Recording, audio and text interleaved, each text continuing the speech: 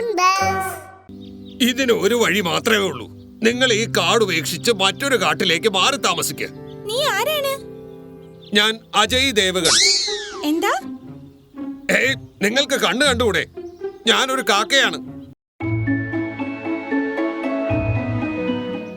Dreamland jungle അതിന്റെ മനോഹാരിത കാരണം ഇവിടത്തെ താഴ്വരകൾ മുഴുവൻ പ്രസിദ്ധമായിരുന്നു.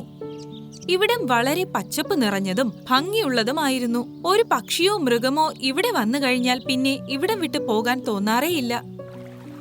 ഒരു വൈകുന്നേരം എല്ലാ മൃഗങ്ങളും കുളത്തിന്റെ പുറകുവശത്ത് കളിക്കുകയായിരുന്നു.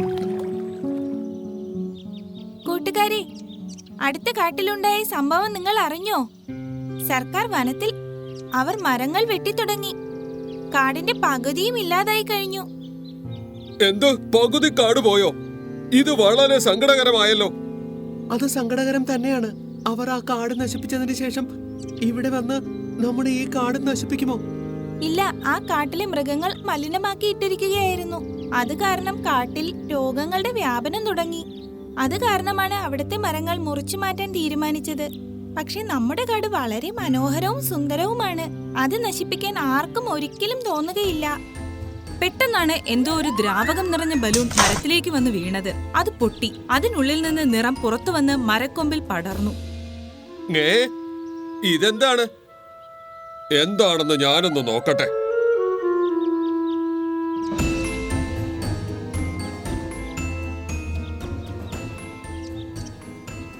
രാമു ആനെ തന്റെ തുമ്പിക്കൈ കൊണ്ട് അതിനെ തൊട്ടുനോക്കി. ഇത് ഒട്ടിപ്പിടിക്കുന്ന എന്തോ സാധനമാണല്ലോ. ഉടൻ തന്നെ കൂടുതൽ ബലൂണുകൾ പറന്നു വന്ന് മരങ്ങളുടെ മേൽ പതിക്കാൻ തുടങ്ങി. ഇതെങ്ങനെയാ സംഭവിക്കുന്നത്? ആരാണ് ഈ ബലൂണുകൾ എറിയുന്നത്? മൃഗങ്ങൾ അവിടെ മുഴുവൻ തിരഞ്ഞെങ്കിലും എവിടെ നിന്നാണ് ഇത് വന്നതെന്ന് കണ്ടെത്താൻ കഴിഞ്ഞില്ല. വരൂ, നമുക്ക് ഇവിടെ നിന്ന് പെട്ടെന്ന് പോകാം. ആരോ നമ്മളെ കരുതിക്കൂട്ടി പറ്റിക്കുകയാണ്. അവർ അവിടെ നിന്ന് മുന്നോട്ടു പോയി. പക്ഷേ ബലൂണുകൾ മരങ്ങളുടെ മേൽ വന്ന് പതിച്ചുകൊണ്ടേയിരുന്നു. വൈകുന്നേരം എല്ലാ മൃഗങ്ങളും വനത്തിന്റെ അതിർത്തിയിൽ ഒത്തുകൂടി. ഒരു വശത്ത് തേനീച്ചകളുടെ കൂട്ടമുണ്ടായിരുന്നു, മറുവശത്ത് കുരങ്ങുകളും ഉണ്ടായിരുന്നു. കൂട്ടുകാരെ, ഇനി നമുക്ക് പോകാം. നിങ്ങൾ നഗരത്തിൽ കൂടുതൽ ദിവസം നിൽക്കരുത് കേട്ടോ. തേനീച്ചകളും കുരങ്ങന്മാരും പോയി കഴിഞ്ഞാൽ ഈ കാട് ഉറങ്ങിയതുപോലെ ആയി പോകും. ഇല്ല ഇല്ല, ഞങ്ങൾ വേഗം തന്നെ മടങ്ങി വരാം. ബൈ ബൈ കൂട്ടുകാരെ. എല്ലാ മൃഗങ്ങളോടും യാത്ര പറഞ്ഞുകൊണ്ട് തേനീച്ചകളും കുരങ്ങന്മാരും നഗരത്തിലേക്ക് യാത്ര തുടങ്ങി. ബാക്കി മൃഗങ്ങൾ അവരവരുടെ വീടുകളിലേക്ക് തിരിച്ചു നടന്നു. അടുത്ത ദിവസം രാവിലെ ടീനുക്കിളി അവളുടെ കൂട്ടിൽ ഉറങ്ങുകയായിരുന്നു. അപ്പോൾ പെട്ടെന്നാണ് അവളുടെ കൂടിരുന്ന കൊമ്പ് ഒടിഞ്ഞ് താഴേക്ക് വീണത്. അയ്യോ, ഇതെങ്ങനെ സംഭവിച്ചു? ഈ കൊമ്പ് എങ്ങനെയാണ് ഒടിഞ്ഞത്? അവൾ മരത്തിലേക്ക് ചെന്ന് നോക്കിയപ്പോൾ അവിടെ പച്ച നിറത്തിൽ എന്തോ പറ്റിപ്പിടിച്ചിരിക്കുന്നത് കണ്ടു. എന്താ ഇത്? ഈ മരത്തിൽ പച്ച നിറം എങ്ങനെ വന്നു? അവൾ ചുറ്റും നോക്കിയപ്പോൾ അവിടെയുള്ള എല്ലാ മരങ്ങളിലും ഈ തരത്തിൽ വൃത്തികെട്ട പച്ച നിറം പറ്റിപ്പിടിച്ചിരിക്കുന്നതായി കണ്ടു. പതുക്കെ പതുക്കെ എല്ലാ മൃഗങ്ങളും ഈ വിവരം അറിഞ്ഞു. എല്ലാവരും അവിടെ ഒത്തുകൂടി. നമ്മുടെ കാട്ടിലെ മരങ്ങളൊക്കെ എങ്ങനെയാണ് ദുർബലമായി ഒടിഞ്ഞു വീഴുന്നത്? എങ്ങനെയാണെന്ന് മനസ്സിലാകുന്നില്ലല്ലോ. എത്രയും വേഗം രാമു ആനയോട് വിവരങ്ങൾ ധരിപ്പിക്കണം. അവനെ ഇനി എന്തെങ്കിലും ചെയ്യാൻ കഴിയും. അപ്പോൾ തന്നെ രാമു ആന അവിടെ എത്തിച്ചേർന്നു. എനിക്ക് ഇക്കാര്യത്തിൽ എന്തെങ്കിലും അറിയുവാൻ കഴിയുമെന്ന് നിങ്ങൾക്ക് എന്തുകൊണ്ടാ തോന്നിയത്? നമ്മുടെ കൂട്ടത്തിൽ നീയാണ് ഏറ്റവും പ്രായമുള്ളയാൾ. എന്നുവെച്ചാൽ നീയാണ് നമ്മുടെ കൂട്ടത്തിൽ ഏറ്റവും അറിവുള്ളവൻ. ഇത് കേട്ട് രാമു ആന ചിരിച്ചു.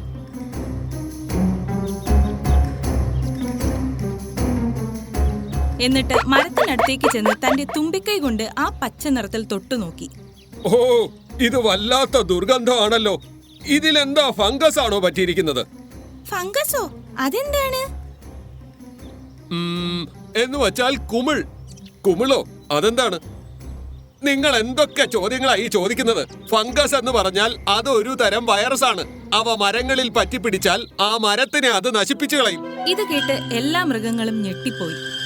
അയ്യോ, അപ്പോൾ നമ്മുടെ കാട് നശിച്ചു പോകുമോ? ഉടനെ ഒന്നും അത് അങ്ങനെ സംഭവിക്കില്ല. പക്ഷേ ഫംഗസ് വ്യാപിക്കുന്ന വേഗത അനുസരിച്ച് അത് നമ്മുടെ വനത്തിലെ എല്ലാ വൃക്ഷങ്ങളെയും നശിപ്പിക്കുന്ന അവസ്ഥയിലേക്ക് എത്തിച്ചേരും. ഉടൻ തന്നെ ഒരു മരത്തിന്റെ 2 വലിയ കൊമ്പുകൾ ഒടിഞ്ഞു താഴെ വീണു. കേട്ടിട്ട് ഇതൊരു ഭയങ്കര അവസ്ഥയാണല്ലോ. ശരിക്കും ഈ ഫംഗസിനെ എങ്ങനെ തടയുവാൻ സാധിക്കും? ഇതിന് ഒരു വഴി മാത്രമേ ഉള്ളൂ. നിങ്ങൾ ഈ കാട് ഉപേക്ഷിച്ച് മറ്റൊരു കാട്ടിലേക്ക് മാറി താമസിക്കുക. നീ ആരാണ്? ഞാൻ അജയ് ദേവഗൺ. എന്താ? ഏയ്, നിങ്ങൾക്ക് കണ്ണു കണ്ടുകൂടെ? ഞാനൊരു കാക്കയാണ്. എന്റെ പേര് കാലു കാക്ക എന്നാണ്. ഞങ്ങളുടെ കാട്ടിൽ നീ എങ്ങനെയാ വന്നത്? ഞാൻ ഇതുവഴി പറന്നു പോകുമ്പോ വല്ലാത്തൊരു ദുർഗന്ധം അനുഭവപ്പെട്ടു. ഞാൻ വിചാരിച്ചു മൃഗങ്ങൾ ഇപ്പോൾ മദ്യം കുടിക്കുമോ എന്ന്. അതിന് കഴിയില്ലല്ലോ. ഈ ദുർഗന്ധം എവിടെ നിന്ന് വന്നു എന്ന് നോക്കാമെന്ന് കരുതിയാ ഞാൻ ഇങ്ങോട്ട് പറന്നു വന്നത്.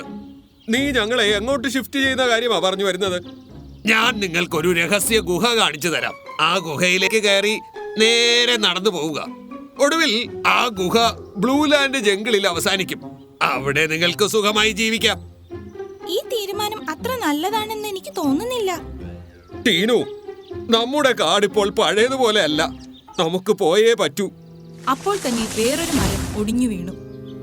നോക്കൂ, നാളെ രാവിലെ ആകുമ്പോഴേക്കും ബാക്കി മരങ്ങളും കൂടി ഒടിഞ്ഞു വീണിരിക്കും. അപ്പോ നമ്മൾ എന്ത് ചെയ്യും? അങ്ങനെ ആ കാട് ഉപേക്ഷിക്കുന്നതിനായി എല്ലാ മൃഗങ്ങളും തയ്യാറായി. ടീനുക്കിളിയും മനസ്സില്ലാ മനസ്സോടെയാണെങ്കിലും പോകാൻ തയ്യാറായി. വരൂ, എല്ലാവരും എന്റെ പിന്നാലെ വരൂ. കാലുകാക്ക എല്ലാവരെയും ഒരു ഗുഹയുടെ മുന്നിൽ എത്തിച്ചു. എന്നിട്ട് പറഞ്ഞു, ഈ ഗുഹയ്ക്കുള്ളിലേക്ക് കയറിക്കൊള്ളൂ. എന്നിട്ട് നിർത്താതെ നടന്നോളൂ. നാളെ പുലർച്ചെ ആകുമ്പോഴേക്കും ബ്ലൂ ലാൻഡ് ജംഗിളിന്റെ അടുത്ത് എത്തിയിട്ടുണ്ടായിരിക്കും. എല്ലാവരും ആ ഗുഹയ്ക്കുള്ളിൽ കയറി നടക്കുവാൻ തുടങ്ങി. അപ്പോൾ കാലുകാക്ക ഗൂഢമായി ചിരിച്ചിരിച്ചു. എല്ലാ മൃഗങ്ങളും വളരെ നേരമായി നടന്നുകൊണ്ടിരിക്കുകയാണ്. പക്ഷേ അവർക്ക് ഒന്നും തന്നെ കാണാൻ കഴിഞ്ഞില്ല. ആ കാലുകാക്ക സത്യം പറയുകയാണെന്ന് എനിക്ക് തോന്നുന്നില്ല. ടീനു, അങ്ങോട്ടേക്ക് പോയിട്ട് എന്തെങ്കിലും പ്രയോജനമുണ്ടെന്ന് എനിക്ക് തോന്നുന്നില്ല. കാട് നശിക്കുന്നത് നമ്മൾ കണ്ടതല്ലേ? അത് ശരിയാണ്. പക്ഷേ എന്തായിരുന്നാലും ആ കാട് നമ്മുടെ വീടല്ലേ. നമ്മുടെ വീട് കളഞ്ഞിട്ട് നമ്മൾ എങ്ങും പോയില്ല. ഇങ്ങനെ പറഞ്ഞ് ടീനുക്കിളി പറന്നുയർന്ന് തിരികെ പോയി. ഈ സമയം കാലുകാക്ക കാട്ടിൽ ഒറ്റയ്ക്കിരിക്കുകയായിരുന്നു. ഉടൻ തന്നെ ഒരു വാഹനം അവന്റെ അടുത്തു വന്ന് നിർത്തി. അതിൽ നിന്നും ഒരു വേട്ടക്കാരൻ ഇറങ്ങി വന്നു. യജമാനൻ പറഞ്ഞ കാര്യങ്ങളെല്ലാം ഞാൻ ചെയ്തു തീർത്തിട്ടുണ്ട്. എല്ലാ മൃഗങ്ങളും ഇപ്പോൾ ആ ഗുഹയ്ക്കകത്താ. ഈ കാട് നമുക്ക് രാവിലെ ആകുമ്പോഴേക്കും തീർക്കാം. കൊള്ളാം, വളരെ നന്നായിട്ടുണ്ട്. ഞാൻ തോക്കുമെടുത്ത് അങ്ങോട്ടേക്ക് പോകുന്നു. എന്നിട്ട് ആ മുഴുവൻ മൃഗങ്ങളെയും ഞാൻ വെടിവെച്ചു കൊല്ലും. ഈ കാട് എന്റെ സ്വന്തം. അപ്പോൾ ടീനുക്കിളി അവരുടെ അടുത്ത് പറന്നെത്തി. അപ്പോൾ ഞാൻ സംശയിച്ചത് ശരി തന്നെയാണ്. നമ്മുടെ കാട് നശിപ്പിക്കുവാനുള്ള നിന്റെ ഗൂഢാലോചനയാണ് അല്ലേ കാലുകാക്കേ? അതെ, ഇത് എന്റെ യജമാനനാണ്. ബലൂണുകളിൽ ആ വിഷം നിറച്ച് മരങ്ങളിലേക്ക് എറിഞ്ഞത് ഇദ്ദേഹമാണ്. അങ്ങനെയാണ് നിങ്ങളുടെ വനം നശിക്കാൻ തുടങ്ങിയതും. നീ ചെയ്തത് ഒട്ടും ശരിയായില്ല. ഇനി നീ കടന്ന് ബഹളം വച്ചിട്ട് ഒരു കാര്യമില്ല. ഓടി രക്ഷപ്പെട്ടോളൂ. അതാ നിനക്ക് നല്ലത്. ഞാൻ ഒറ്റയ്ക്കാണെന്നാണോ നീ വിചാരിച്ചത്? ഇത് കേട്ടപ്പോൾ തന്നെ ഒളിച്ചിരിക്കുകയായിരുന്ന മുഴുവൻ മൃഗങ്ങളും പുറത്തേക്ക് ഇറങ്ങി വന്നു. അയ്യോ, ഇവരെല്ലാം എങ്ങനെ തിരികെ വന്നു?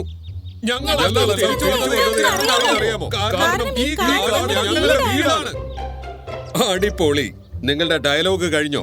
എന്റെ കയ്യിൽ തോക്കുണ്ട്. നിങ്ങൾക്ക് നിങ്ങളെ രക്ഷിക്കാനും കഴിയില്ല, ഈ കാടിനെ രക്ഷിക്കാനും കഴിയില്ല. വേട്ടക്കാരൻ വണ്ടിയിൽ നിന്നും തോക്കെടുത്തു.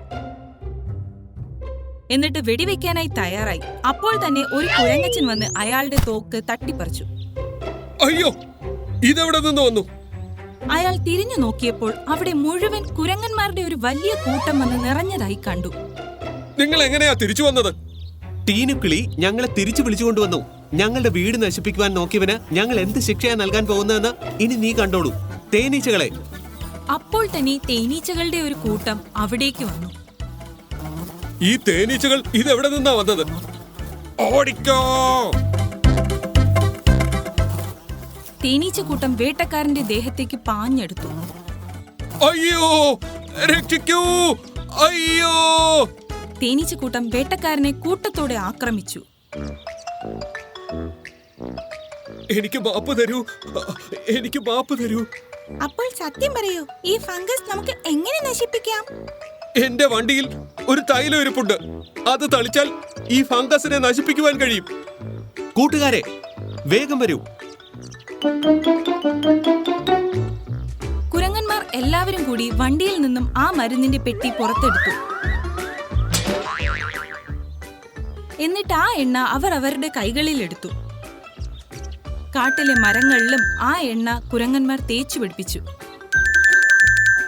കുറച്ചു നേരം കൊണ്ട് കാട്ടിലെ മുഴുവൻ മരങ്ങളിലും ആ എണ്ണ പുരട്ടി. എല്ലാ മരങ്ങളും വീണ്ടും പഴയതുപോലെയായി. അങ്ങനെ എല്ലാ മൃഗങ്ങൾക്കും സമാധാനമായി. രക്ഷപ്പെട്ടു, ഫംഗസ് നശിച്ചു. എനിക്ക് നടക്കാൻ സാധിക്കുന്നില്ല. എന്നെ എന്റെ ഗ്രാമത്തിലേക്ക് ഒന്ന് എത്തിക്കാമോ? അയ്യോ! ഹായ്! ഇത് കേട്ട് എല്ലാ മൃഗങ്ങളും ചിരിക്കാൻ തുടങ്ങി. കാട്ടിൽ വീണ്ടും സന്തോഷത്തിന്റെ ആരവങ്ങൾ ഉയർന്നു. എടമോനെ മിട്ടു, നീ ഒരു അച്ഛനായതിൽ എൻ്റെ അഭിനന്ദനങ്ങൾ. വേണ്ട. ബ്ലൂ ലാൻഡ് കാട്ടിൽ മിട്ടു മൃഗങ്ങളുടെയും പക്ഷികളുടെ പ്രിയപ്പെട്ടവനായിരുന്നു. അവൻ ആരും ബുദ്ധിമുട്ടിലാവുന്നതോ വിഷമിക്കുന്നതോ ഇഷ്ടമല്ല. എല്ലാവരെയും സഹായിക്കാൻ എപ്പോഴും തയ്യാറായിരുന്നു അവൻ. ഒരു ദിവസം രാവിലെ അവൻ മരത്തിൽ ഉറങ്ങുകയായിരുന്നു. എന്തോ ഒരു ശബ്ദം കേട്ട് അവൻ ഞെട്ടിയെണീറ്റു. മിട്ടു ചേട്ടാ, മിട്ടു ചേട്ടാ, എന്നെ സഹായിക്കൂ. അല്ല, ഇത് ആരുടെ ശബ്ദമാണ്? മിട്ടു എണീറ്റ് നോക്കുമ്പോ മുമ്പിൽ ചിങ്കി കാക്ക ഇരിക്കുന്നു.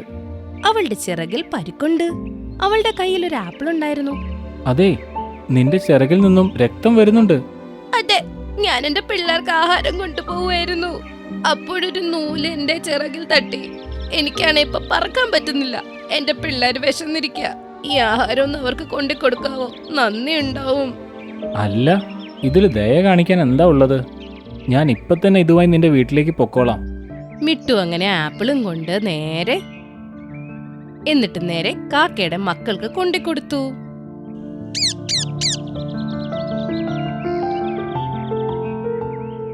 നിനക്ക് സുഖമാവുന്നത് വരെ നീ ഇവിടെ തന്നെ നിന്നോ. നന്ദിയുണ്ട് മിട്ടു ചേട്ടാ, നിങ്ങൾ നന്നായി വരും. മിട്ടു കാട്ടിലെ എല്ലാ മൃഗങ്ങളെയും പക്ഷികളെയും ഇതുപോലെ എപ്പോഴും സഹായിക്കുമായിരുന്നു. എല്ലാവർക്കും അവനെ ഭയങ്കര ഇഷ്ടമായിരുന്നു. ഒരു ദിവസം മിട്ടു ഫലങ്ങളുള്ള സ്ഥലത്തെത്തി. അവിടെ അവന് പേരയ്ക്ക കാണാൻ പറ്റി. ഇത് കൊള്ളാലോ, ഈ പേരയ്ക്ക വളരെ ഫ്രഷാണ്. മിട്ടു അപ്പോ പേരയ്ക്ക കഴിക്കുകയായിരുന്നു. അപ്പോൾ നീ ഇവിടെ പേരയ്ക്ക കഴിച്ചോണ്ടിരിക്ക. മിട്ടു, നീ ഒരു കാര്യം മറന്നുപോയി. അല്ല മൈനെ, നീയോ? ഞാൻ ഇപ്പൊ തന്നെ നിന്റെ അടുത്തേക്ക് വരാനിരിക്കുകയായിരുന്നു. ഓ, ഇനി അത് കൂടുതലൊന്നും പറയാൻ നിക്കണ്ട. ഒരുപാട് ദിവസമായില്ലേ നീ എന്നെ കാണാൻ വന്നിട്ട്. എനിക്കാണെങ്കിൽ നിന്റെ കൂടെ ജീവിക്കാൻ ആഗ്രഹമുണ്ട്. പിന്നെന്താ, ഞാൻ ഇവിടെ തന്നെ നിൽക്കാം. അങ്ങനെയാണെങ്കിലേ എന്നെ നിന്റെ വീട്ടിലേക്ക് കൊണ്ടുപോകു. അങ്ങനെ അവര് രണ്ടുപേരും ഭാര്യയും ഭർത്താവായി സ്വീകരിച്ചു. അങ്ങനെ മൈന മിട്ടു ഉണ്ടാക്കിയ കൂട്ടിൽ ജീവിക്കാൻ തുടങ്ങി. ഒരു ദിവസം രണ്ടുപേരും സംസാരിക്കുകയായിരുന്നു. അപ്പോഴേക്കും അവിടെ ഒരു ബുൾബുൾ വന്നു. മിട്ടു ചേട്ടാ, എന്റെ കൂടെ ഒന്ന് പെട്ടെന്ന് വാ. എന്താ, എന്തു പറ്റി? എന്റെ കുഞ്ഞിന് വയ്യാണ്ടിരിക്കുകയാണ്. എന്റെ കൂടെ ഒന്ന് പെട്ടെന്ന് വരുമോ? ഡോക്ടർ മുയലിന്റെ അടുത്ത് പോണം. എനിക്ക് ഡോക്ടറിന്റെ വീട്ടിലേക്ക് പോകാനുള്ള വഴി അറിയില്ല. ശരി, ഞാൻ ഇപ്പൊ തന്നെ പൊക്കോളാം. അല്ല, ഒരു മിനിറ്റ്. പോകുന്നതിന് മുമ്പ് നീ എന്നോട് സമ്മതം ചോദിച്ചോ? മൈന, നീ ഇത് കാണുന്നില്ലേ പാവം എത്ര സങ്കടത്തിലാണെന്ന്? സങ്കടത്തിലാണെന്ന് എനിക്കറിയണ്ട. ഇത്രയും രാവിലെ നീ എന്തായാലും പോവണ്ട ഇവിടുന്ന്. പിന്നെ ബുൾബുൾ, ഡോക്ടർ മുയലിന്റെ വീട് അന്വേഷിക്കാനില്ലേ വേറെ ഏതെങ്കിലും മൃഗത്തിന്റെ അടുത്ത് ചോദിച്ചാ പോരെ? ഇദ്ദേഹം എന്തായാലും നിന്റെ കൂടെ വരത്തില്ല ഇനി. ഇത് കേട്ട് വിഷമിച്ച് ബുൾബുൾ അവിടുന്ന് സങ്കടത്തോടെ പറന്നു പോയി. അതെ, ഇപ്പൊ നിങ്ങൾ എന്റെ ഭർത്താവാ. വെറുതെ ആവശ്യമില്ലാതെ ഓരോരുത്തരുടെ അടുത്ത് ഇങ്ങനെ പോവണ്ട. മിട്ടു അതിന് ഉത്തരവൊന്നും കൊടുത്തില്ല. പക്ഷെ ബുൾബുളിനെ ആലോചിച്ച് അവന് നല്ല വിഷമമുണ്ടായിരുന്നു. അടുത്ത ദിവസം സോനു പ്രാവും ടിങ്കു കിളിയും അവന്റെ അടുത്തേക്ക് വന്നു. പിറ്റു ചേട്ടാ, ഞാൻ വലിയ അപകടത്തിലാ ഇപ്പോ. എനിക്ക് നിങ്ങളുടെ സഹായം വേണം. നീ എന്ത് ബുദ്ധിമുട്ടിലാണെങ്കിലും എന്റെ ഭർത്താവിനെ ഞാൻ ഇവിടെ എവിടെയും വിടത്തില്ല. എന്റെ മിട്ടു ചേട്ടാ, ഇതെന്താ ഇവിടെ പറയുന്നത്? നിങ്ങളുടെ അടുത്ത് സഹായം ചോദിച്ചു വന്ന് തിരിച്ചയക്കുവാണോ? ഇതിനു മുമ്പ് ഇത് സംഭവിച്ചിട്ടില്ല. ഉണ്ടായിട്ടില്ലെങ്കിലേ ഇനി അങ്ങോട്ടുണ്ടാകും. ആദ്യം ഈ കാട്ടിലെ മിട്ടു ആയിരുന്നു. ഇപ്പൊ ഇതെന്റെ ഭർത്താവാ. ഞാൻ ഇദ്ദേഹത്തിന് എവിടെയും വിടില്ല. നീ പോയിക്കോ ഇവിടുന്ന്. മിട്ടു ഇത് കേട്ട് ആകപ്പാടെ വിഷമത്തിലായി. ടിങ്കു കിളിയും പ്രാവും അവിടുന്ന് പറന്നുപോയി. അങ്ങനെ കുറെ ദിവസം നീണ്ടുപോയി. അങ്ങനെ പതിയെ പതിയെ കാട്ടിൽ മുഴുവനും മിട്ടുവിന്റെ കാര്യം പാട്ടായി. ആരും ഇപ്പം മിട്ടുവിന്റെ അടുത്ത് സഹായം ചോദിച്ച് പോവാറുണ്ടായിരുന്നില്ല. കുറച്ചു ദിവസം കഴിഞ്ഞ് മേന ഒരു മുട്ടയിട്ടു. പിന്നീട് അതിൽ നിന്നും ഒരു കുഞ്ഞു പുറത്തേക്ക് വന്നു. ഇതിന്റെ പേര് നമുക്ക് മുന്നോന്ന് വെക്കാം. അപ്പോഴാണ് അപ്പുറത്തെ കാട്ടിലെ ഗോൾഡി പരന്ത് ഇവരെ ശ്രദ്ധിക്കുന്നത്. ഇത് കൊള്ളാലോ, മിട്ടുവിന്റെ കല്യാണം കഴിഞ്ഞല്ലേ, കുഞ്ഞുമായല്ലേ. മിട്ടുവിനോട് പ്രതികാരം ചെയ്യാനുള്ള സമയമായിരിക്കുന്നു. അന്ന് രാത്രി അവൻ പ്രാവിന്റെ കുഞ്ഞിനെ ഞാൻ കഴിക്കുന്നതിൽ നിന്നും എന്നെ തടഞ്ഞു. ഇനി കണ്ടോ ഞാൻ എന്താ ചെയ്യാൻ പോകുന്നതെന്ന്. കുറച്ചു ദിവസം കഴിഞ്ഞു ഉച്ച സമയത്ത് മൈന മിട്ടുവിനോട് പറഞ്ഞു, അതേനെ, എനിക്ക് നല്ല വിശക്കുന്നു. നിങ്ങൾ പെട്ടെന്ന് പോയിട്ട് എനിക്ക് മുന്നിലുള്ള ആഹാരം കൊണ്ടുവായോ. ശരി, ഞാൻ ഇപ്പൊ തന്നെ പോവാം, നീ വിഷമിക്കണ്ട. മിട്ടു കാട്ടിൽ നിന്നും കുറച്ചു ദൂരത്തേക്ക് പറന്നുപോയി. അപ്പോഴേക്കും ഗോൾഡി പരന്ത് അവന്റെ മുമ്പിൽ വന്നു. എടാ മോനെ മിട്ടു, നീ ഒരു അച്ഛനായതിൽ എന്റെ അഭിനന്ദനങ്ങൾ. വേണ്ട.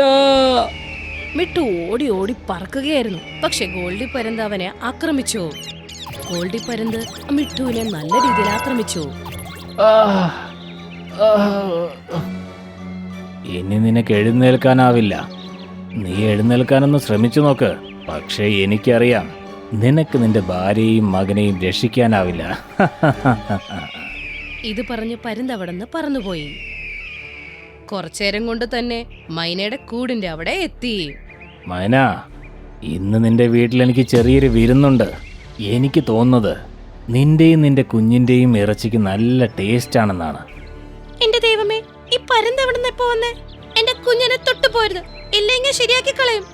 അത് ശരി, നീ ഇനി എന്ത് ചെയ്യാനാ? ഇവനെ ഞാൻ നീ നോക്കി നിൽക്കെ കൊന്നു കളയും. ഇത് പറഞ്ഞ് ഗോൾഡി പരുന്ത് അവരുടെ അടുത്തേക്ക് പോവുകയായിരുന്നു. അപ്പോഴേക്കും സോനു പ്രാവ് അവരുടെ മുമ്പിലേക്ക് വന്നു. ദുഷ്ടപരുന്തേ, ഈ കുഞ്ഞിന്റെ അടുത്തുനിന്ന് ദൂരെ പോ. വെറുമൊരു പ്രാവായി നീ എന്നെ പേടിപ്പിക്കുന്നോ? ആ പരുന്ത് സോനു പ്രാവിനെയും ആക്രമിച്ചു. സോനു പ്രാവ് ഒരുപാട് ശ്രമിച്ചു പരുന്തിനെ തോൽപ്പിക്കാനായിട്ട്. പക്ഷെ സോനു പ്രാവിനും ഒന്നും ചെയ്യാൻ പറ്റിയില്ല.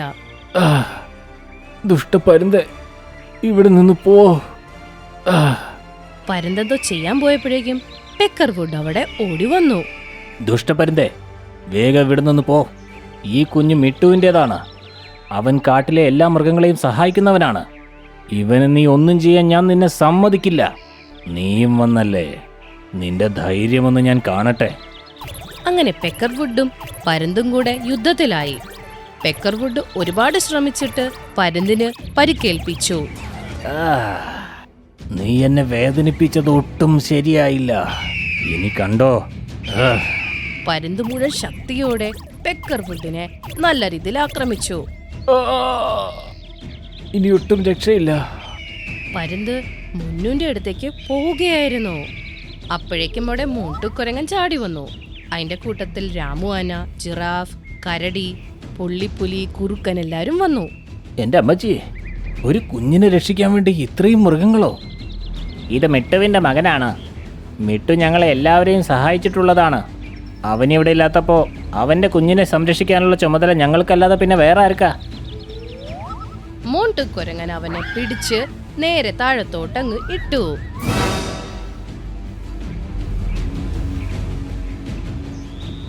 എല്ലാ മൃഗങ്ങളും അവനെ നന്നായി ഇടിച്ചു. നിനക്കൊക്കെ കാണിച്ചു തരാവടാ. ഇത് പറഞ്ഞ് പരുന്തവിടുന്ന് പറന്നുപോയി. മൈനെ, മുന്നു, നിങ്ങൾക്ക് രണ്ടുപേർക്കും കുഴപ്പമൊന്നുമില്ലല്ലോ? അതെ ചേട്ടാ, കുഴപ്പമൊന്നുമില്ല. ഒരുപാട് നന്ദിയുണ്ട് സഹായിച്ചതിന്. അപ്പോഴേക്കും മിട്ടു അവിടെ എത്തിച്ചേർന്നു. മൈന, നമ്മുടെ മുന്നുവിന് എങ്ങനെയുണ്ട്? ആ ദുഷ്ടപരുന്ത് ഇവനെ കൊല്ലാനായിട്ട് ഇങ്ങോട്ട് വന്നിരുന്നില്ലേ? ഞാൻ ഒറ്റയ്ക്കായിരുന്നെങ്കിൽ മുന്നു ഒരിക്കലും ഈ ലോകത്ത് ജീവനോടെ ഇരിക്കില്ലായിരുന്നു. നിങ്ങളുടെ സുഹൃത്തുക്കൾ ഉള്ളത് കൊണ്ടാ നമ്മുടെ മുന്നുവിന്റെ ജീവന് വേണ്ടി അവരൊരുപാട് പോരാടി. ഞാൻ നിങ്ങളോട് എല്ലാരോടും ഞാൻ ചെയ്ത തെറ്റിന് മാപ്പ് ചോദിക്കുന്നു. ഇനി മുതലും മിട്ടുചേട്ടനെ നിങ്ങൾ സഹായത്തിന് വിളിച്ചാൽ ഞാൻ തടയില്ല. എനിക്കിപ്പോഴാ മനസ്സിലായത്, ഒരാളെ സഹായിച്ചു എന്ന് വെച്ച് നമുക്കൊന്നും പറ്റില്ല എന്ന്. നമ്മളെപ്പോഴും നമ്മുടെ കൂട്ടുകാരെയും നമ്മുടെ അയൽപ്പക്കക്കാരെയും സഹായിക്കണം. ഇത് കേട്ടപ്പോ മിട്ടുവിനും ബാക്കിയുള്ള മൃഗങ്ങൾക്കും സന്തോഷമായി. അതിനുശേഷം മിഠുവിനെ മൈന ഇതുവരെ ഒരു സഹായിക്കുന്ന കാര്യത്തിനും തടഞ്ഞിട്ടില്ല. അതുമാത്രമല്ല, അവളും മിഠുവിന്റെ കൂടെ ചേർന്ന് മറ്റുള്ളവരെ സഹായിക്കാൻ മുൻനിരയിൽ നിന്നു.